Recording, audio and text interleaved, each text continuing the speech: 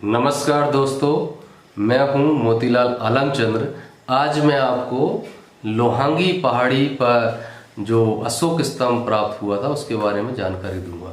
Actually Lohangi पहाड़ी विदिशा शहर के बीचों बीच स्थित है और एकदम एक खड़ी पहाड़ी है। विदिशा रेलवे स्टेशन से मात्र 500 मीटर की दूरी पर स्थित है और आप जैसे ही 1 नंबर प्लेटफॉर्म पर उतरेंगे आप सीधे चले जाइए, बिना मुड़े आप लोहांगी पहाड़ी पर पहुंच जाएंगे। पहाड़ी के आसपास वर्तमान में बहुत सघन बस्ती है, लेकिन पहाड़ी के ऊपर आप पहुंचते ही पहाड़ी का जो प्रवेश द्वार है, चढ़ने का प्रवेश द्वार है, पूरा का पूरा वो आप या अपना ढेकीनाथ ग्यारसपुर का स्तूपों का चढ़ने के लिए सीढ़ियाँ बनाई गई हैं या सांची के स्तूप पर चढ़ने की सीढ़ियाँ बनाई गई हैं, बिल्कुल हूबहू नकल है।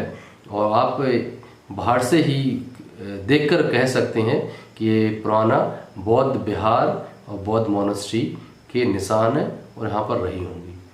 जैसे आप ऊपर पहुँचेंगे वहाँ पर आपको एक अशोक स्तंभ का जो ऊपरी भाग है, जिस पर जो कैपिटल है, जो जानवर थे, वो तो खैर टूट गया है, लेकिन लगभग 4.5 फीट का टुकड़ा वहाँ पर आपको देखने को मिलेगा, जिसमें कमल के पंखुड़ियों वाला जो पोर्शन काफ़ी खूबसूरत है।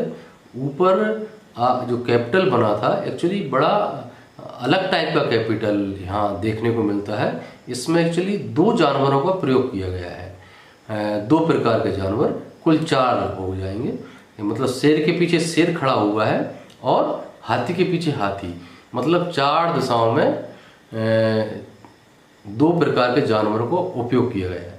जनरली जो लॉयन कैपिटल है उसमें हमें 4 शेर 4 दिशाओं में देखने को मिलते हैं, लेकिन यहाँ पर जो कैपिटल है उसमें 2 दिशाओं का प्रतिनिधित्व 2 शेर कर रहे हैं और 2 दिशाओं का प्रतिनिधित्व 2 हाथी कर रहे हैं।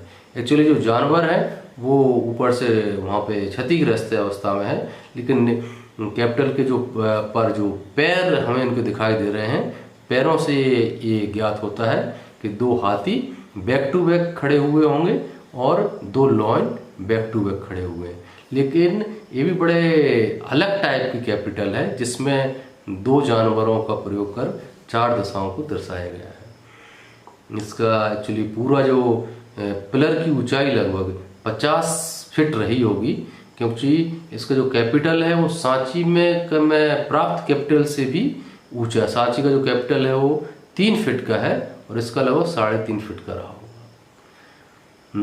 तो इसका जो ऊंचाई भी जो सांची में जो पिलर है उससे भी लगभग ऊंचा रहा होगा।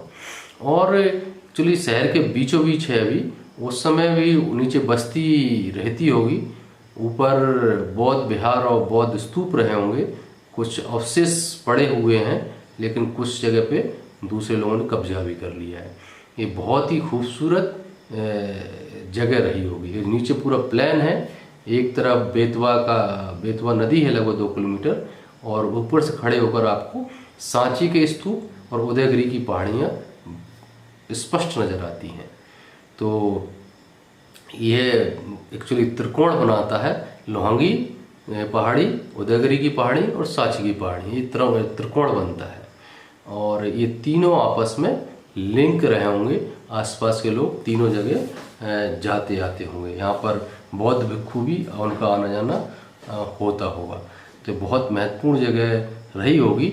और कुछ किंवदंतियों में ऐसा सुनने को ही मिलता है, एक्चुअली यहाँ पर जो पिलर था उसके कैपिटल में वहाँ पर एक छेद भी है, पाया गया है। वहाँ जब हम देखा गौर से, उसमें ऊपर छेद है, जैसे उस पर कुछ टांगने के लिए लटकाया गया हो, लटकाने के लिए कुछ से उसको उपयोग किया जाता हो।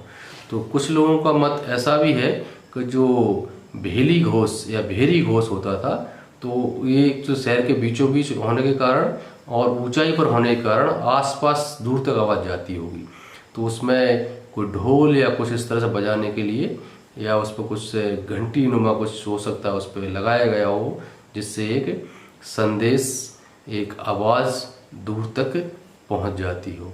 तो भेली घोष या भेरी घोष जो सम्राट अशोक की कल्पनाएं थी, उनका ये रूल्स थे, भेरी घोष ही धम्म घोष है। भेली घोष मतलब ढोल की आवाज़, नगाड़े की आवाज़, वो उन्होंने उत्सव की आवाज़ में उसको परिवर्तित कर दिया, धर्म की आवाज़ में परिवर्तित कर दिया था। तो जब विदिशा जाएं तो लोहांगी पहाड़ी जरूर देखें। लोहांगी पहाड़ी पास में भी है और ऊपर पहुंचती ही आपको सम्राट अशोक के पिलर के अवशेष वहाँ पर देखने को मिलेंगे। बड़ा अच्छा लगेगा आपको, बहुत ऊंचाई पर है, बरसात में बड़ा मनोरम दृश्य वहाँ पर देखने को मिलता है, हमको अच्छा दृश्य बनता है। साधुवाद मित्रों, फिर मिलेंगे।